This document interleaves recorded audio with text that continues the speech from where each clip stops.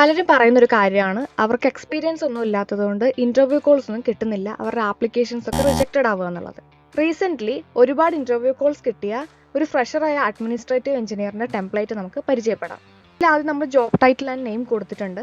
അതിനുശേഷം കരിയർ സമ്മറിയിൽ സ്കിൽസും പേഴ്സണാലിറ്റീസും നമ്മൾ ഹൈലൈറ്റ് ചെയ്യുന്നു. കീ സ്കിൽസിലേക്ക് വരുമ്പം ഏത് ജോബിനാണോ അപ്ലൈ ചെയ്യുന്നത് അതിന് റെലവൻ്റ് ആയിട്ടുള്ള സ്കിൽസ് നമ്മളിവിടെ കൊടുത്തിട്ടുണ്ട്. അതിനുശേഷം ടെക്നിക്കൽ സ്കിൽസ് വേറൊരു പോർഷനായിട്ട് തന്നെ നമ്മൾ ആഡ് ചെയ്യുക.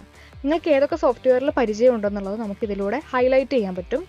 അതിനുശേഷം എക്സ്പീരിയൻസ് ഒന്നും ഇല്ലാത്തത് നമ്മൾ മേക്കപ്പ് ചെയ്യുന്നത് പ്രൊജക്ട്സും വർക്ക്ഷോപ്സും ഒക്കെ ആഡ് ചെയ്തിട്ടാണ്.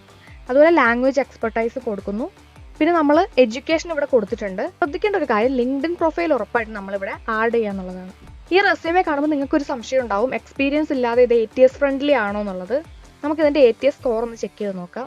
നിങ്ങൾക്കിവിടെ കാണാൻ പറ്റും 85 ആണ് ഇതിൻ്റെ സ്കോർ വരുന്നത്. ഉറപ്പായിട്ട് ഒരു ഫ്രഷറിനെ വെച്ച് നോക്കുമ്പോൾ നല്ലൊരു സ്കോറാണല്ലേ കിട്ടിയേക്കുന്നത്.